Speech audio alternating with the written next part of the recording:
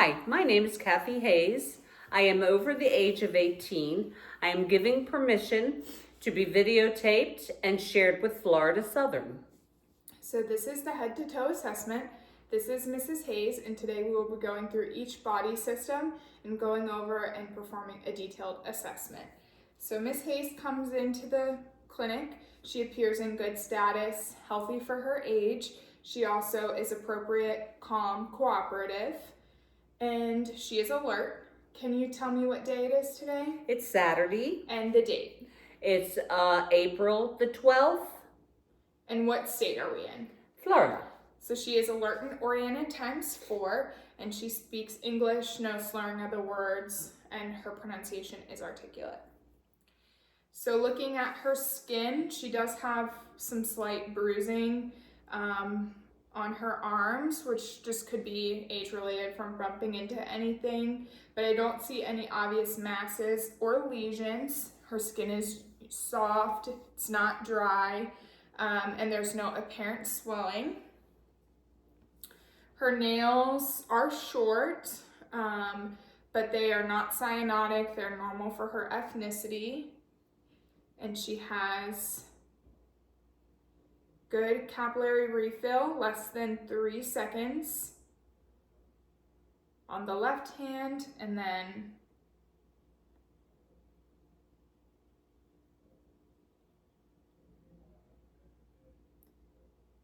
good capillary refill on the right hand, less than 3 seconds.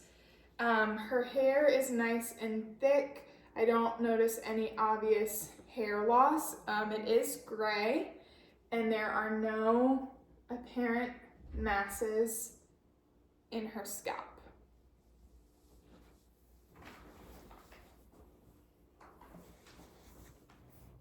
Okay.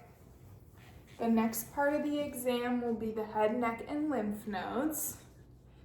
So when I look at Mrs. Hayes' face, her facial features are symmetric bilaterally. Her lips and her nose are in the center, and then her eyes are an equal distance apart. I don't see any bulging eyes or a prominent stare or any dry eyes when it comes to evaluating her thyroid. But she does have some brittle and cracked nails, but we know that Mrs. Hayes has a history of hypothyroidism. So next I'm going to listen and assess her carotid arteries. So +2 on the left, +2 on the right. I'm using the diaphragm of the stethoscope. And she has good blood flow on the left.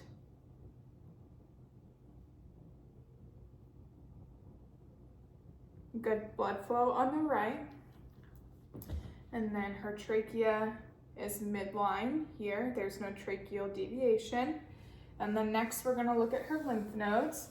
So her occipital lymph nodes are absent. Her post-auricular lymph nodes are absent. Her pre-auricular lymph nodes are absent. Her tonsillary lymph nodes are absent. Her submental lymph nodes are absent. Her submandibular lymph nodes are absent. Her supraclavicle lymph nodes are absent. Her anterior cervical are absent. Her posterior cervical are absent.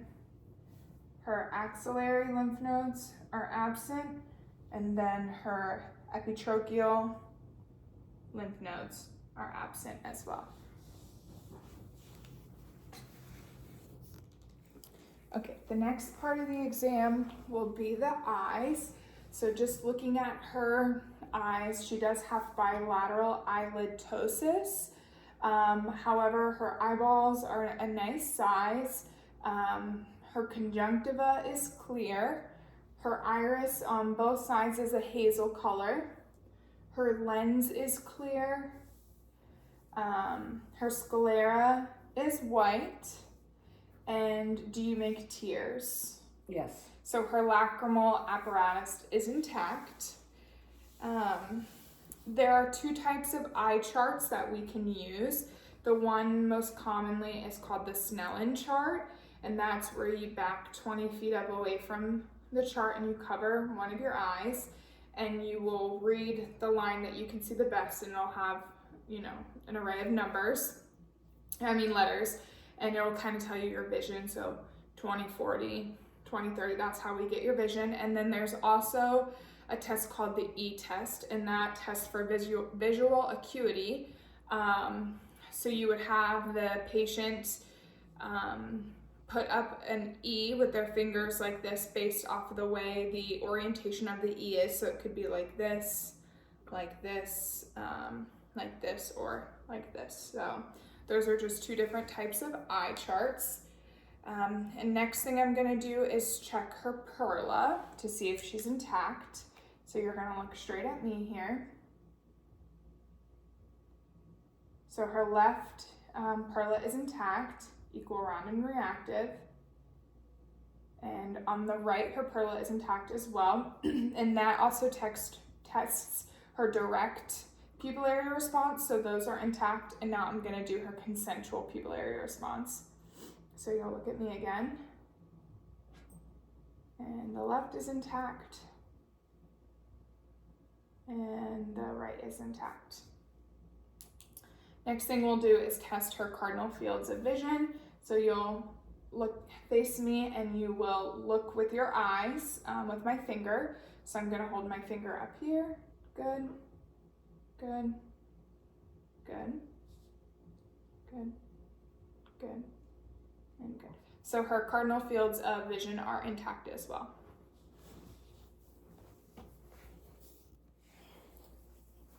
The next part of the exam will be her ears. So I'm just going to look at her ears bilaterally. They're in the same position, and when I palpate them, there are no masses present, as well as in the mastoid process. So next I'm going to look in her ear. So I'm going to pull her left ear up and back. And her ear canal is clean, and her tympanic membrane is a nice pearly gray, and the cone of light shines in at 7 o'clock. And then I will look on the right ear as well, and I'll pull up and back. And her ear canal is clean, no bulging, and her tympanic membrane is pearly gray, and the cone of light, it's at 5 o'clock. So next thing we will do will be the whisper test. And so I will have Mrs. Hayes face the window here, and you are going to put your finger on your tragus, and I'm gonna whisper a 2-syllable word into your ear, and you're gonna tell me the word, okay? Mm-hmm. All right. Candle. Candle. Good. Now switch sides. Okay. Blanket. Blanket. Good. So the whisper test is intact as well.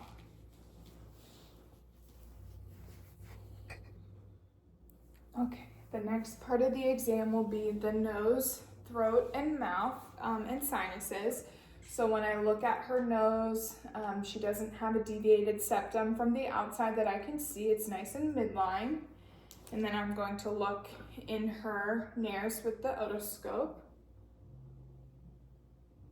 So nice and clear. Bilaterally. And then I'm gonna have her look at her. I'm gonna look at her lips. Her lips are nice and dry and moist. No cracks in them. And when she smiles real big, her teeth are nice and white, and her gums are also pink and moist. I'm gonna have you stick out your tongue for me. There's no obvious signs of dehydration. Her tongue is nice and pink as well as moist. And then I'm gonna have her stick out her tongue, and I'm gonna look at her tonsils and say, ah. Good. And she does not have any tonsils, which, did you have your tonsils removed? Yes. Good. So, and then last thing I'm gonna do is I'm gonna palpate her frontal and her maxillary sinuses.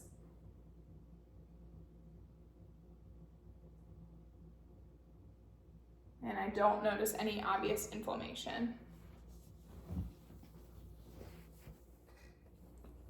And so the next part of the assessment will be the respiratory section. So this is where I'm going to listen to her lung sounds. And so first I'm going to start off by just taking a look at her chest. I don't see any obvious signs of masses. Her skin is equal tone, stuff like that. And so next I'm going to take my stethoscope and listen, but first I'm going to notice that she's breathing at a regular rate. Her respiratory rate is normal. I would say probably 18 if I had to, count, as well as her movement is symmetric.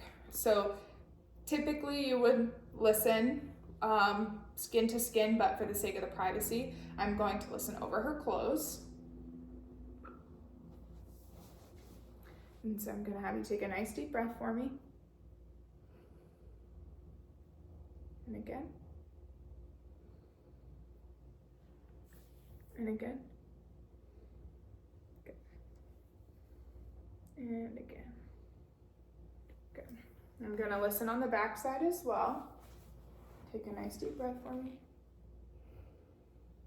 Good. Good. Good. Good. One last time. Good. So all of her lung sounds are clear, and I don't hear any adventitious lung sounds. So that's good. Okay. Next, I'm going to percuss her chest and listen for any areas of consolidation.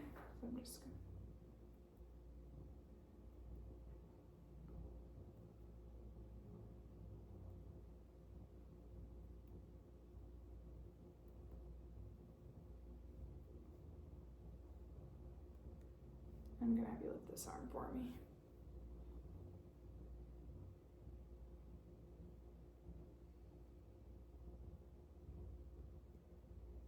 And we'll listen up together.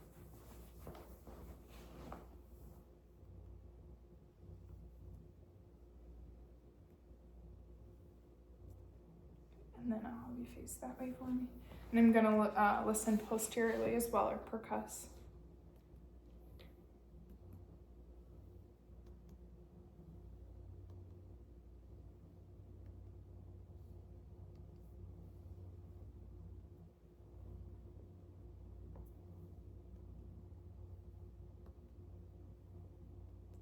Good. So all areas that I percussed are resonant, so I didn't hear any dullness, which means that there are no obvious signs of any consolidations. So the next thing I'm going to do is I'm going to have the patient say 99, and I'm just going to feel over her back. So say 99. 99. Good. 99. Good. So her tactile fermentus is intact. And then next, I'm going to assess bronchophony. So I'm going to listen to her and I'm going to have her speak.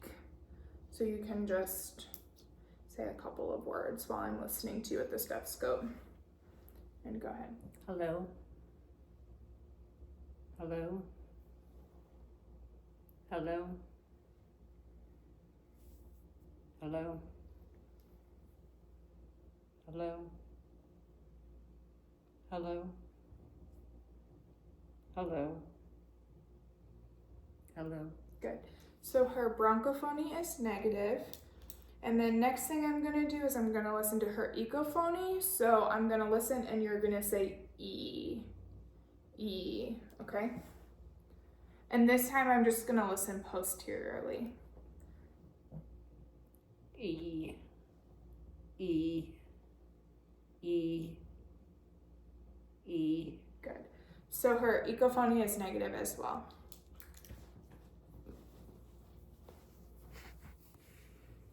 Okay, the next part of the assessment is the cardiac part of the assessment.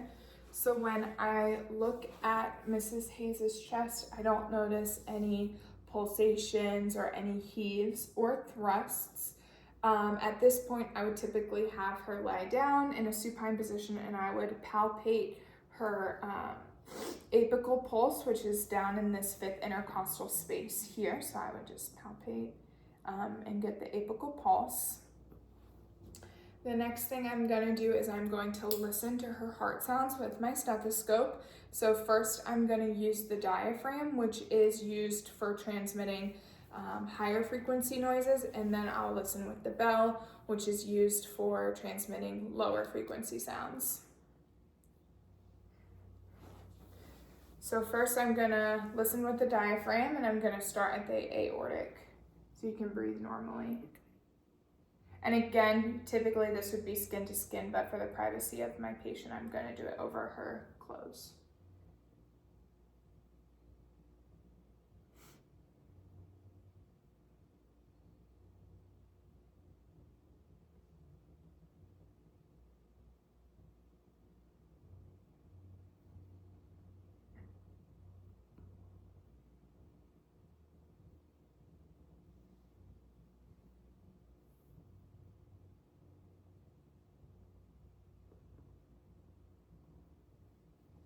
And now I'm going to listen with the bell.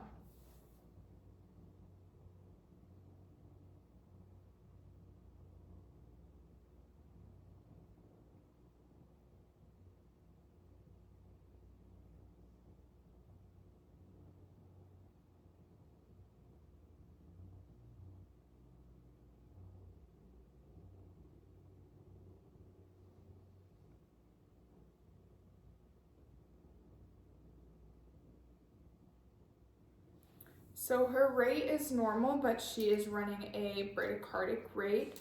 I heard S1 and S2, and there was no murmurs present that I could hear. It was a regular rate, but just a slower rate. And then there are 6 different grades of murmurs. So grade 1 is a very faint murmur that is very hard to detect, and it's not always heard in all positions. Grade 2 is soft. It is heard in all positions, but there's no thrill. Grade 3 is moderately loud with no thrill. Grade 4 is loud and associated with a thrill. Grade 5 is a very loud murmur. It does have a thrill, and you can hear it with the stethoscope slightly off the chest. And then grade 6 is the loudest murmur, and you can hear it with the stethoscope completely off the chest. And so there are 6 murmurs, but this patient does not have any murmurs that I can hear.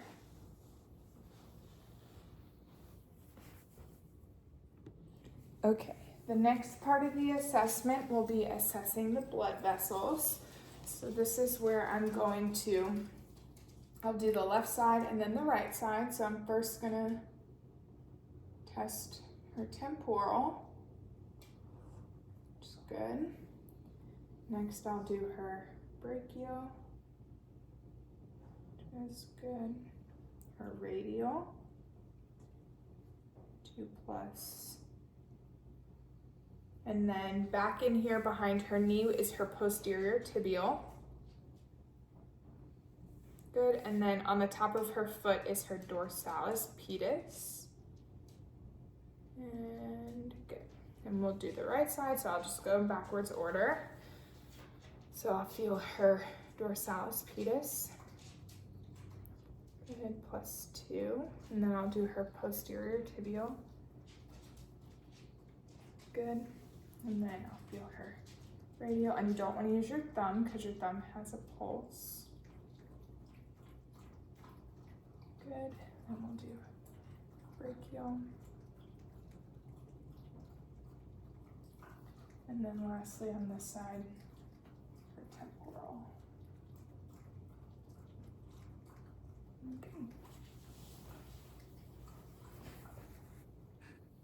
Okay. Next, we're gonna do the abdominal assessment. And typically I would assess her abdomen, I would lift her shirt up, but for the sake of the privacy of the video, I'm just going to say that typically I would assess her belly, make sure that her skin color is even with the rest of her body, as well as there's no lesions or anything outstanding that I see. And then I'm going to listen to her bowel sounds.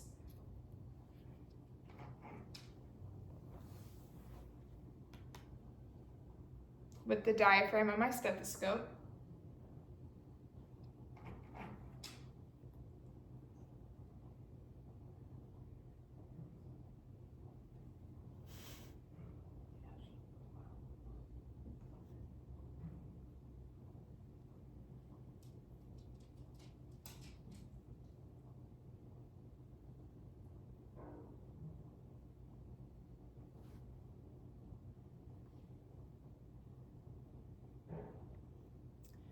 And her bowel sounds are normal active.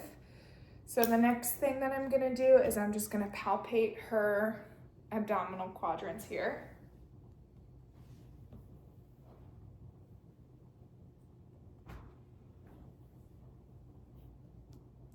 And I hear tympanic sounds.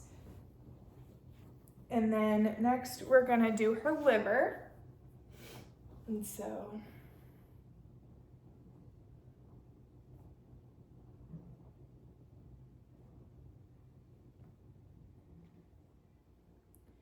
first palpating, it's about 7 to 8 centimeters, which is normal for a female. And I'm just gonna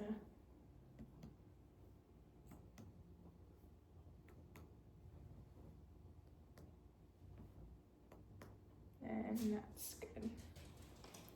So the next thing we'll do is I'll have the patient sit up.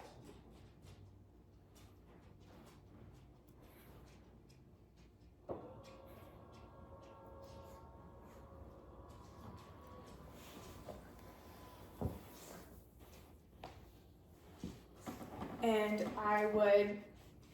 I'm gonna have her face that way. And I'm gonna percuss for any tenderness back here. Any tenderness? And that is CVA tenderness, so no tenderness was present. And then last thing, we would just palpate to see if there's any pain. Any pain?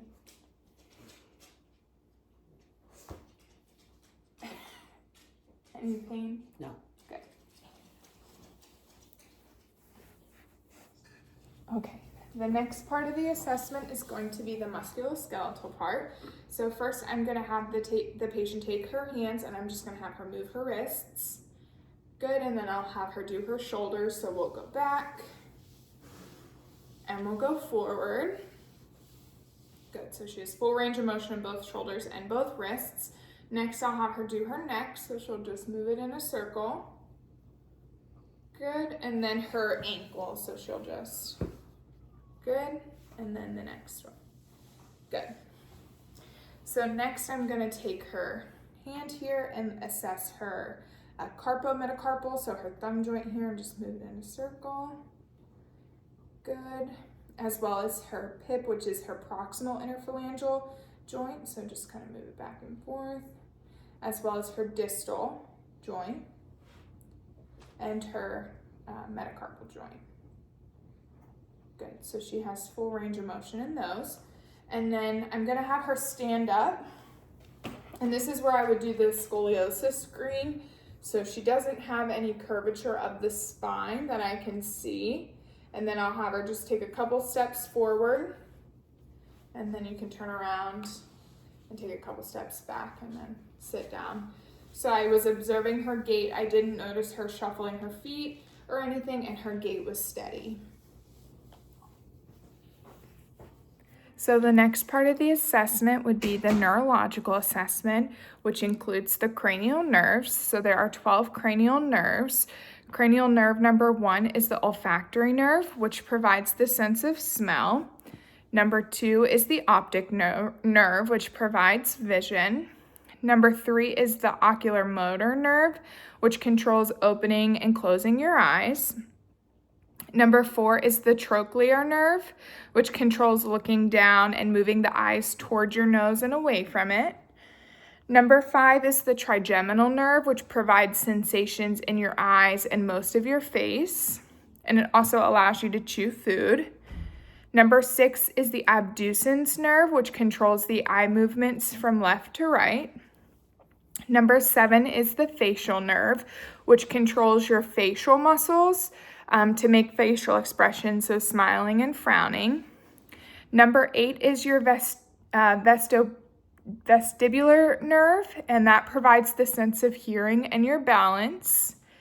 Number 9 is the glossopharyngeal nerve, which provides taste sensations. Number 10 is the vagus nerve, which regulates your blood pressure and your heart rate, as well as your mood and your breathing. Number 11 is your spinal accessory nerve, which controls your shoulders and your neck movement. And number 12 is your hypoglossal nerve, which controls your tongue movement. Okay, the next part of the exam is the coordination part of the exam. So now we'll have the patient do some alternating rapid movements. So I'll have her start by going like this. And good, so she has good coordination. And the next thing I'll have her do is tap her nose with her finger, and then she'll tap my finger. So you'll finger to nose and then good. And then next thing I'll do is I will touch her and she'll tell me if she has any numbness or tingling. No. Any numbness or tingling? No. No? No. No. No. No. Good. Okay. And then lastly here, we will test her reflexes. So the first reflex I'm gonna test is her bicep. And so I'm just gonna support her arm here, and I'm going to tap with the hammer to my thumb. Good, and she had a +2 on this side. And then I'll do the same thing on this side.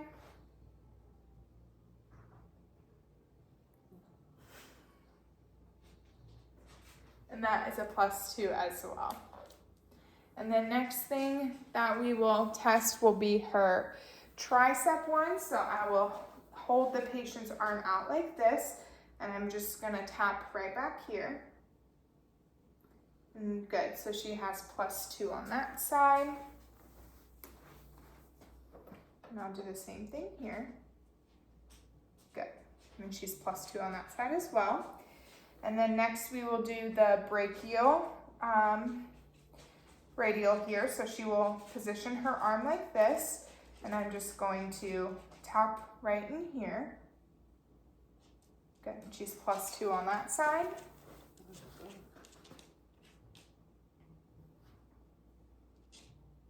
And she's +1 on this side, so just a little bit diminished.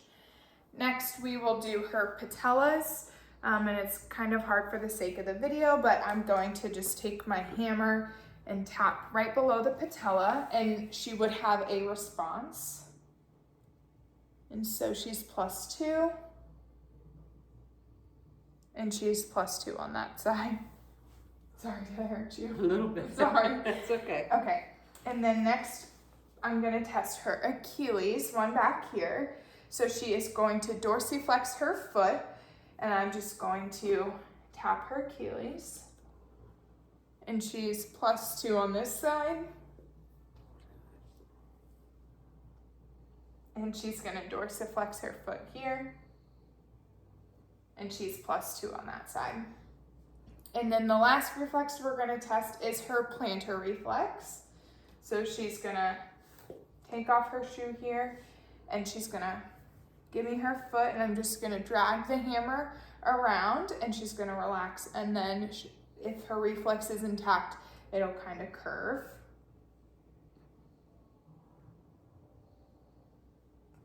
And she's +2 on this side.